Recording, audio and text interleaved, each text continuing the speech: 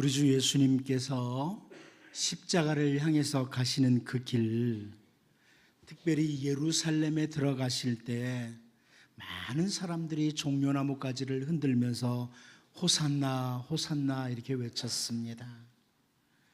오늘 종려주일을 맞으면서 우리는 한 주간 동안 고난주간을 보내게 될 것입니다. 오늘은 특별히 우리 주님 예수님의 그 공생의 기간 중에 있었던 한 산에서 일어난 사건, 이것을 보면서 우리 주님을 묵상하는 이런 시간을 갖기를 원합니다. 마태복음 17장 1절 말씀을 보면 오늘 본문과 동일한 그 사건이 기록되고 있는데요, 엿새 후에 예수께서 베드로와 야고보와 그 형제 요한을 데리시고 따로 높은 산에 올라가셨더니 이렇게 설명을 하고 있습니다. 높은 산에 올라가셨다. 이 높은 산이라는 그 헬라어 단어를 제가 이렇게 번역하는 게 좋겠다 싶어서 번역을 다시 했는데, 우뚝 솟은 산이다. 높은 산. 이 단어는 우뚝 솟은 산이라 이런 의미를 가지고 있습니다. 그래서 저는 높은 산이라는 표현보다는 많은 그 이스라엘 땅 가운데 우뚝 솟은 산, 이렇게 표현을 하기를 원합니다. 왜 제가 우뚝 솟은 산이라고 표현하려고 하냐면, 그 우뚝 솟은 산에서 우리는 우뚝 솟으신 예수님을 발견할 수 있기 때문에 그렇습니다. 그 우뚝 솟은 산에서 우뚝 솟으신 예수님, 그 예수님을 만날 수 있어요. 사람들은 어떤 기적을 보면 그 기적을 좀처럼 잊지를 못합니다. 그것도 도무지 상상할 수 없는 특별한 어떤 이적을 보면 두고두고 그 기적에 관해 이야기를 해요. 어떤 특별한 기적을 보고 나면 세월이 흘러도 옛날에 이런 일이 있었어 하면서 기적을 말하죠. 오늘 본문은요, 예수님께서 산 위에서 정말 놀랍게 변화가 되고 모세와 엘리야를 만나는 장면을 그려내고 있습니다. 그날 예수님과 함께 그 우뚝 솟은 산에 올랐던 제자들은 그들의 평생 잊지 못할 하나의 기억으로 남아있는 것이 분명합니다. 예수님께서 병든 사람을 고친 사건이나 귀신 들린 자에게서 귀신을 쫓아내신 일들은요, 훗날 오순절 성령 강림 후에 주님께서 그들에게도 동일한 어떤 능력을 행할 수 있도록 은혜를 주셨기에 자기들을 통해서도 병든 사람이 고쳐지기도 했고요, 바울을 통해서 귀신이 쫓아나가는 이것도 경험을 했어요. 하지만 오늘 본문에 등장하는 우뚝 솟은 산에서의 주님의 변형되신 모습, 또 그날에 모세나 엘리야가 나타나고 이랬던 모습은요, 그들의 눈에 선하게 남아있을 겁니다. 그래서 세월이 많이 흐른 후에 사도 베드로가 베드로 후서를 기록할 때 그 우뚝 솟은 산 사건을 기록을 해요. 베드로후서 1장 18절을 보면 이 소리는 우리가 그와 함께 거룩한 산에 있을 때 하늘로부터 난 것을 들은 것이라. 훗날 베드로는 그 우뚝 솟은 산에 대해서 뭐라고 표현했냐면 거룩한 산이라고 표현을 했습니다. 거룩한 산에서 이런 소리도 들었고 이것도 보았다, 그런 말이죠. 그러면 도대체 이 우뚝 솟은 산의 사건을 제자 베드로나 요한이나 야고보에게 주님께서 보여주신 이유는 무엇일까요? 하나님께서 왜 3명의 제자들을 통해서 이걸 보도록 그렇게 하셨을까요? 아니, 오늘 우리들에게 이것을 기록으로 남겨서 우리로 하여금 읽도록 하는, 이런 말씀을 읽도록 하는 이유가 뭘까요? 공관복음에 다 기록되어 있죠. 단순히 제자들의 기억에 오래 남도록 하기 위해서 이것을 기록하라고 이렇게 하셨을까요? 사실 여러분, 이 우뚝 솟은 산의 사건은 우리가 정말 제대로 읽으면 읽을 때마다 감사할 수밖에 없습니다. 존 라일이라고 하는 유명한 성서학자가 있는데요, 그분이 이렇게 설명을 했습니다. 이 말씀, 이 우뚝 솟은 산에서의 사건을 가리킵니다. 이 말씀은 장차 임할 메시아 왕국이 우리에게 휘장으로 가리우듯이 잘 보이지 않는 것인데 그 휘장의 한 구석을 들추어 보이는 것과 같은 것 그랬습니다. 또 가장 깊은 신앙의 진리에 대한 빛을 던져주기는 말씀이다, 이런 표현을 했습니다. 무슨 말이냐면 오늘 우리들이요 하나님 나라 잘 안 보입니다. 주님 나라가 잘 안 보여요. 혹은 하나님 나라는 이미 시작됐지만 앞으로 완성되잖아요. 그런데 이 세상에 살다가 우리가 또 들어가는 이제 하나님 나라 희미합니다. 근데 존 라일이 설명하기를 이 우뚝 솟은 사건을 통해서 하나님께서 휘장을 쫙 제끼고 봐라 이게 하나님 나라다 이렇게 보여주는 것 같다. 이 우뚝 솟은 사건은 바로 하나님 나라를 살짝 열어서 보여주는 이런 것이다, 이렇게 설명을 했습니다. 특별히 누가는 이 사건이 언제 일어났는지를 우리에게 잘 보여주고 있는데요, 다른 복음서에서는 발견되지 않는데 누가복음에서 발견되는 게 있어요. 누가복음은 이 부분에 관심이 많은데 우리 주님이 기도를 하시려고 그 우뚝 솟은 산에 올라가셨는데 그 기도 중에 변화가 일어났다, 이게 누가의 설명이죠. 오늘 보면 28절 29절인데요 이 말씀을 하신 후 8일쯤 되어 예수께서 베드로와 요한과 야고보를 데리고 기도하시러 산에 올라가사 기도하실 때에 용모가 변화되고 그 옷이 휘어져 광채가 나더라, 이렇게 설명을 합니다. 누가는 성도들에게 기도가 얼마나 중요한지를 참 많이 강조했던 사람이에요. 그런데 이 우뚝 솟은 사건과 같은 정말 상상하기 힘든 기적도 역시 기도 중에 일어났다, 이렇게 보여주고 있습니다. 누가는 이 사건 외에도 어떤 중요한 일들이 기도하는 가운데 일어났다, 이걸 계속 강조합니다. 겟세마네 동산에서 기도하시던 주 예수님의 모습에 대해서도 누가가 아주 생생하게 기록을 하죠. 누가복음 22장 44절을 보면 예수께서 힘쓰고 애써 더욱 간절히 기도하시니 땀이 땅에 떨어지는 핏방울같이 되더라. 누가만의 표현이에요. 우리는 감히 하나님께 나아갈 수가 없는 죄인들이었습니다. 그런데 그렇게 기도하시던 주님이 십자가에서 죽으심으로 길을 열어주셨는데 우리로 하여금 하나님 앞에 나아갈 수 있도록, 예배할 수 있도록, 기도할 수 있도록 길을 열어주셨다, 이렇게 설명을 하는 거죠. 자, 이렇게 기도하는 중에 그 우뚝 솟은 산에서 놀라운 변화의 역사가 일어났는데요, 그러면 우리에게 이 우뚝 솟은 산에서 일어난 사건을 통해 무엇을 보여주려고 하시는 거냐, 우리로 하여금 무엇을 보도록 하시는 거냐? 첫 번째는 주님의 영광의 일부분을 보여주고 있습니다. 주님의 영광의 한 부분을 보여주고 있다. 오늘 본문 29절 같이 한번 읽어보도록 합니다. 봅니다. 시작. 기도하실 때에 용모가 변화되고 그 옷이 휘어져 광채가 나더라. 여러분, 먼저 오늘 본문을 읽으면서 우리는 무엇을 보게 되냐면 우리 주님 다시 오실 때 그 영광, 아니 주님이 십자가에서 죽으시고 부활하시고 그리고 하늘에 오르셨을 때 그 영광, 지금 주님이 가지신 그 영광, 그 영광의 한 부분을 보여주고 있습니다. 우리 주 예수 그리스도의 영광의 한 부분. 오늘 본문 앞부분에 보면 어떤 내용이 나오냐면 예수님께서 장차 고난을 받으시고 대제사장과 서기관들에게 버림을 받으시고 죽임을 당하게 될 것, 이것을 제자들에게 말씀해 주셨습니다. 뿐만 아니라 제자들에게 너희는 이제 날마다 자기를 부인하고 십자가를 지고 나를 따라라, 이런 말씀도 주셨습니다. 자, 그런 말씀을 받은 제자들, 이제 예수님으로 말미암아 우리 이제 나라가 회복될 것이라고 이렇게 꿈을 꾸던 그들에게 십자가의 죽음을 언급했을 때 제자들이 낙심할 수 있죠. 그런 제자들에게 우리 주님이 장차 재림하실 때 그 영광스러운 모습, 이것을 목격하도록 해준 거예요. 휘장을 착 열고, 자 봐라, 메시아의 왕국, 우리 주님의 영광, 이것을 살짝 보여주는 게 오늘 사건이에요. 그러므로 여러분, 이 우뚝 솟은 산에서 일어난 기적은요, 주님의 제자들에게 격려를 주고 담대하도록 만드는 것, 이것이 분명합니다. 오늘 우리에게도 마찬가지예요.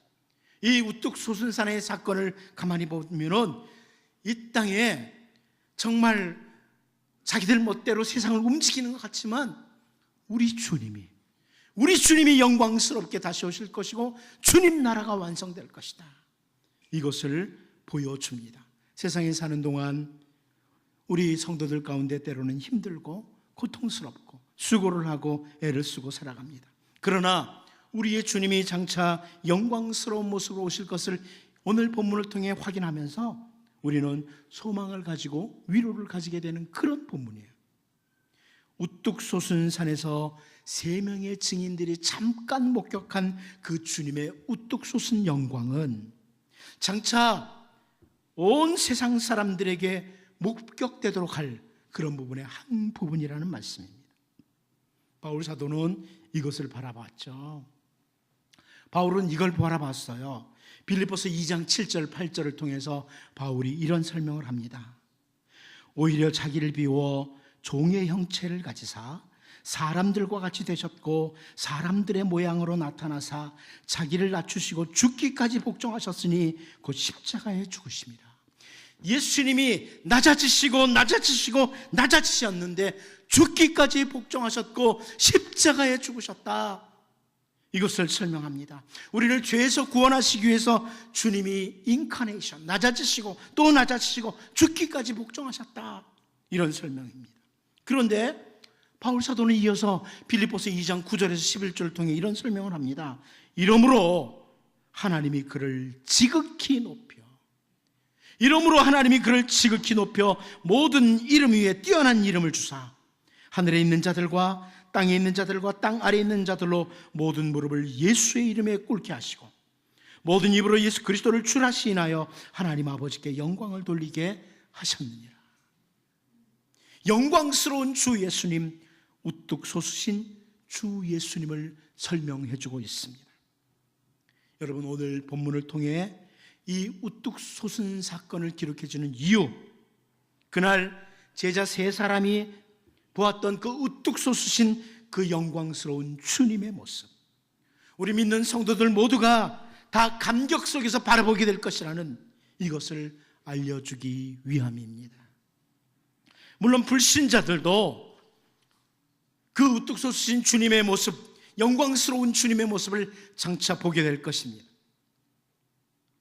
그러므로 우리는요, 이 우뚝 솟으신 사건을 바라보면서 단순하게 그 옛날에 베드로와 요한과 야고보가 어느 산에 예수님과 같이 올라갔다가 변화된 모습 봤었어, 이 정도로 그칠 수 있는 말씀이 아니라는 거예요. 장차 우리 주님 다시 오시는 그날에 바라보게 될 우리 주님의 우뚝 솟으신 영광스러운 모습을 우리가 소망을 가지고 바라보아야만 합니다. 동시에 그날을 기대하면서 사는 우리들은 어쩌면 예수님의 제자들처럼 오늘 현재 우리가 당하는 모든 고난들, 주님 나라와 주님을 위해서 당하는 모든 고난과 수고들도 영광으로 여기고 바울 사도가 로마서 8장 18절에서 고백했던 것처럼 생각하던 건데 현재의 고난은 장차 우리에게 나타날 영광과 비교할 수 없도다, 이런 고백을 할 수 있어야 합니다. 여러분, 고난주간을 맞이하면서 단순히 슬픔 속에 보내는 게 잘하는 것 아닙니다. 우리를 위해서 십자가에서 고난당하신 주님을 바라보되, 갈보리 언덕에 우뚝 솟은 우리 주님의 십자가를 바라보되, 특별히 우리 주님의 영광스러운 모습, 우뚝 솟으신 주님의 모습도 바라보면서 십자가의 군사로서 신실하게 살아갈 수 있기를 원합니다. 두 번째는 이 우뚝 솟으신 산에서 우리는 무엇을 보게 되냐면 성도의 영광의 일부분을 보게 됩니다. 주님의 영광의 한 부분 살짝 휘장을 열고 보여주셨고요, 성도의 영광의 한 부분을 살짝 휘장을 열고 보여주시고 계십니다. 우리 30절 31절을 같이 한번 읽어보도록 하겠습니다. 같이 봅니다. 시작. 문득 2사람이 예수와 함께 말하니 이는 모세와 엘리야라. 영광 중에 나타나서 장차 예수께서 예루살렘에서 별세하실 것을 말할세. 우리 주님께서 그 우뚝 솟으신 영광스러운 모습으로 변형되었을 때 그 자리에 모세와 엘리야가 영광 중에 나타났다고 합니다. 모세와 엘리야도 영광 중에 나타났다. 이 31절을요, 쉬운 성경에서 보면 우리가 이해가 쉬워요. 쉬운 성경이 이렇게 번역했습니다. 그들은 영광스러운 모습으로 나타나 예루살렘에서 이루실 예수님의 죽음에 대해 말씀을 나누고 있었습니다. 이 그들이 누굽니까? 모세와 엘리야예요. 모세와 엘리야가 어떻게 나타났다고요? 영광스러운 모습으로 나타났다. 이 우뚝 솟은 산 위에서 예수님의 영광스러운 모습을 보았어요. 그런데 모세와 엘리야가 영광스러운 모습을 가지고 있었다, 이렇게 표현을 해주고 있습니다. 여기서 볼 수 있는 게 뭡니까? 여러분, 우리보다 먼저 이 세상을 떠나간 성도들, 지금 하나님 나라에서 영광 중에, 샬롬 중에 거하고 계시다는 거예요. 이걸 확인할 수 있는 거예요. 모세는 이 예수님 때로부터 약 1500년 전 사람입니다. 지금으로부터 약 3500년 전 사람입니다. 엘리야는 예수님 때로부터 약 900년 전 사람입니다. 지금으로부터 약 2900년 전 사람이에요. 그들은 이미 이 세상에서는 고인이었습니다. 그런데 그들이 이 우뚝 솟은 산에서요, 영광스러운 모습으로 나타나고 있습니다. 우리가 이 땅에서 마지막 호흡을 거둔다고 해서 끝이 아닙니다. 이 세상에서 마지막 호흡을 하고 끝낸다고 해서 우리는 끝이 아닙니다. 죽음 저편에 또 다른 세상, 특별히 하나님의 백성들인 우리들에게는 하나님 나라가 기다리고 있습니다. 우리는 이것을 이론적으로는 충분히 잘 알고 있습니다. 예수님의 제자들도 이론적으로 사람이 죽음으로 끝이 아니라 다시 새로운 세상에 산다, 이거 알고 있었습니다. 우리들 가운데 하나님 나라, 천국이 있다는 사실을 모르는 사람은 거의 없습니다. 그런데 그 하나님 나라를 얼마나 깊이 삶에서 인식하고 온몸으로 받아들이고 있느냐 하는 겁니다. 머리로만 천국이 있다는 게 아니에요. 이 세상은 잠깐입니다. 그러나 영원한 하나님 나라가 우리를 기다리고 있습니다. 이 우뚝 솟은 산을 찬 사건을 통해서 이미 1500년 전 세상을 떠난 모세가 우뚝 솟은 영광 중에 나타나는 것을 보여주면서 900년 전 세상을 떠난 엘리야도 우뚝 솟은 영광 중에 나타나는 것을 보여주면서 장차 누리게 될 성도의 우뚝 솟은 영광, 우리들의 우뚝 솟은 영광의 모습을 목격하도록 하는 겁니다. 이제 더 이상 여러분 머리로만 죽음 후의 세계 혹은 하나님 나라, 천국을 바라보는 이런 자가 아니라 더 분명한 소망과 함께 영광스러운 세계를 바라보는 그런 하나님의 백성으로 살도록 본문을 통해 확인하게 됩니다. 세상에 사는 동안 몸이 아프거나 가진 것이 없거나 어떤 상태였다고 할지라도 우리 성도들은 주님으로 말미암아 더 이상 초라한 모습이 아니라는 겁니다. 31절 초반에 보는 것처럼 영광 중에 나타났다, 우리가 확인해야 될 부분이죠. 여러분, 고난 주간을 맞으면서 우리 주님의 십자가 깊이 묵상하되요. 우리 주님의 십자가는 주님의 영광만이 아니라 우리를 영광스럽게 하신다, 우리를 영원롭게 하신다. 우리 장차 하나님 나라에서 영광스러운 모습으로 다시 만나게 될 사람들이다, 이것을 확인하면서 고난주간 그리스도의 은혜에 감사하고 동시에 소망 중에 살아갈 수 있기를 바랍니다. 마지막 한 가지 더 보면요, 이 우뚝 솟은 산에서 우리는 오직 예수라는 것을 확인하게 됩니다. 오직 예수라. 우리 본문 33절 같이 한번 읽어보도록 하겠습니다. 같이 봅니다. 시작. 두 사람이 떠날 때 베드로가 예수께 여짜오되 주여 우리가 여기 있는 것이 좋사오니 우리가 초막 셋을 짓되 하나는 주를 위하여 하나는 모세를 위하여 하나는 엘리야를 위하여 하사이다 하되 자기가 하는 말을 자기도 알지 못하더라. 모세와 엘리야 두 사람이 예수님과 대화를 하고 떠나지요. 그러니까 우리가 잘 아는 것처럼 베드로가 주님 여기 있는 것이 너무나 좋습니다. 초막 셋을 짓죠. 이렇게 요청을 합니다. 그리고 이제 34절 35절을 한번 같이 보겠습니다. 34절 35절도 같이 한번 읽어봅니다. 시작. 이 말할 즈음에 구름이 와서 그들을 덮는지라.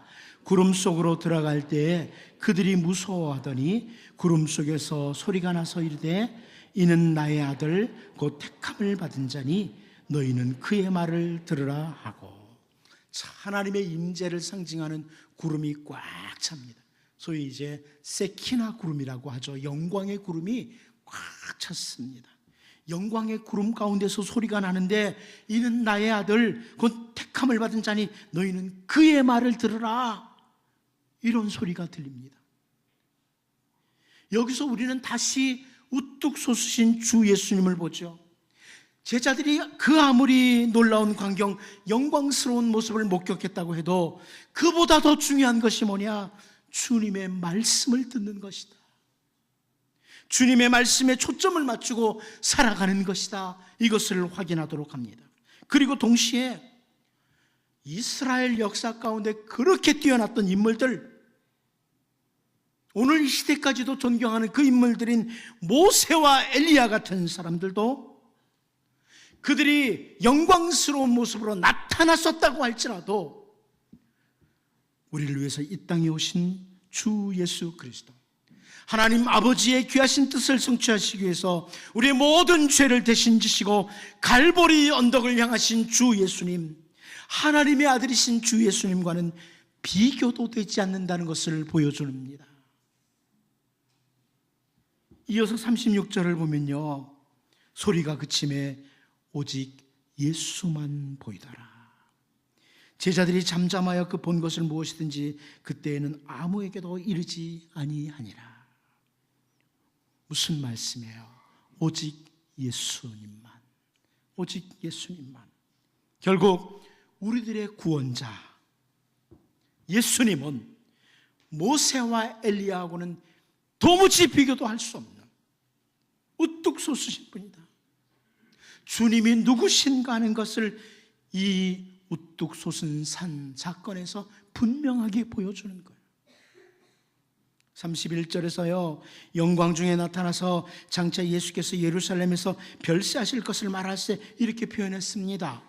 모세와 엘리야 두 사람과 같이 나는 대화가 뭐예요? 예수님의 별세, 예수님의 죽음, 예수님의 십자가 죽음을 같이 의논했습니다. 죄로 인해서 영원히 멸망받을 우리를 건지시기 위한 그 죽음, 그 죽음에 대해서 세 분이 대화를 나누었지만 결국 이 일을 수행하실 분은 모세도 아니고 엘리야도 아니고 오직 주 예수님이시라는 겁니다. 주 예수님입니다. 아무리 이스라엘 백성들이 오늘날까지 모두 존경하는 지도자인 모세라고 해도 엘리야라고 해도 우리를 위한 대속의 죽음을 할 수 있는 자들이 아니다. 오직 주 예수님만 우리의 구원자이심을 이 우뚝 솟은 산에서 확인시켜 주는 거예요. 사도 베드로가 훗날 대제사장 안나스와 가야바, 요한과 알렉산더 대제사장의 문중들 앞에서 강력하게 선포를 합니다. 사도행전 4장 11절 12절 우리가 잘 알죠. 이 예수는 너희 건축자들의 버린 돌로서 집 모퉁이의 머릿돌이 되었느니라.